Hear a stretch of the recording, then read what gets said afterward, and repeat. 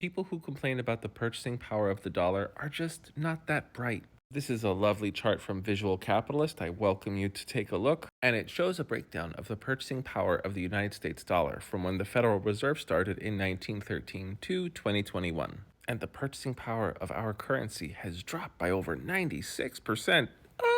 So let's go back to the time that the dollar geniuses just love, 1913, where $25 at the time would get you so much more than $25 today. So it's a magical year. The Federal Reserve comes into being, but we were still on the gold standard. So it's not like the Fed could just print away like people accuse them of doing right now. So from that year to the Great Depression, we had to make sure that we had at least 40% of reserves in gold for all of the money that we had. So for every $100 we printed, we had to make sure we had $40 in solid gold waiting. Keep in mind, the Federal Reserve did not have anywhere near the power that it does today.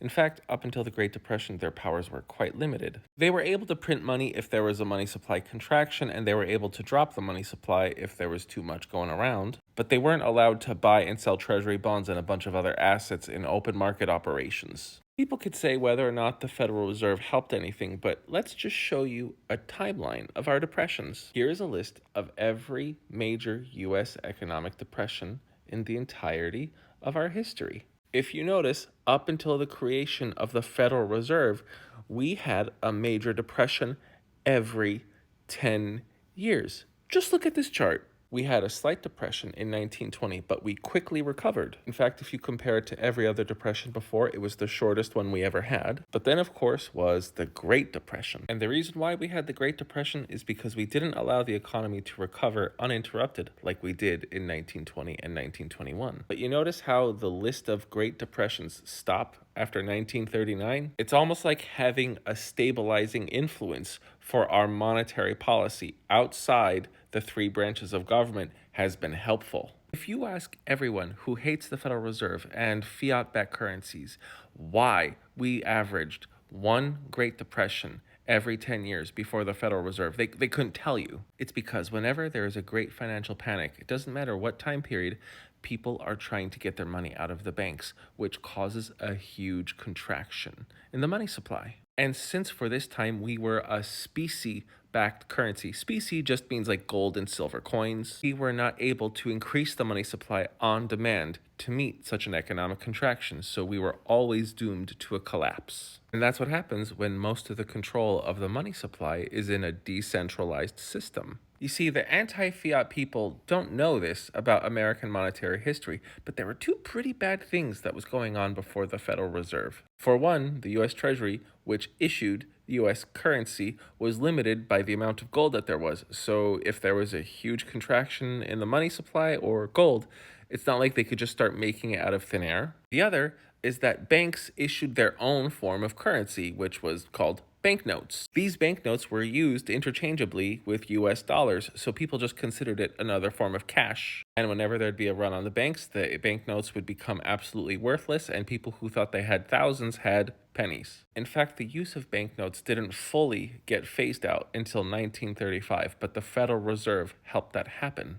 But at least from 1864 to 1935, they were considered national banknotes, so it was still somehow centralized to the US Treasury. And the Fed was effective in handling those two huge problems. Hey, but why is my money so much more worthless? I mean, look at the purchasing power. That still dropped. That stinks. Well, the world was a different place back in 1913. I aggregated a bunch of consumer spending data from the National Bureau of Economic Research and had ChatGPT make a nice little spreadsheet for me. In 1913, 40% of an American worker's wages just went to food. Today, we spend less than 10% on average. Now, combine food and housing in 1913, that's about 57% of your income. Compare that to 2023, and it's about 35%. So it was much more expensive back then just to survive. And of course, we can't be naked, so clothing. Okay, 13% of an American's income in 1913. Compare that to 2% today. Just these three categories, housing, food, and clothing, you'll see that back in 1913, that was 70% of your paycheck. Today, it's 37%. Now, of course, transportation, healthcare, education, that's all important stuff, but it's not something that will kill you if you don't have enough of it. Of course, except for healthcare. And you see the spending is roughly the same. So yeah, 25 American dollars back in 1913 sure got you a lot more than it did today. If you had that $25, which wasn't too likely if you looked at the chart I just showed. And hey guys, look at this. When the US dollar started to go back up like here, boom, and look, oh my gosh, the US dollar got so much stronger during these periods. Was that a great time for American economics? No, each of these surges was a depression. Does this mean that the United States isn't careless with its money printing? No. The US has been getting in debt because of the massive deficits that we've been incurring every year since 2017 due to the tax cuts that favor the corporations in the top 1 to 5%. And the people we elect keep thinking it's okay to print our way out of massive debt just so that the very wealthy can avoid more taxes. Yeah, it's dumb and self-destructive. It's not the Fed's fault, and the power that the Fed has isn't why we're having this problem. In conclusion, when anyone starts talking to you about how the dollar is worthless, just show them this post, and also ask them to donate their worthless dollars to you or me. I am the Geo Husar, and let's pray that the current administration doesn't crash the value of our dollar. Thanks for watching.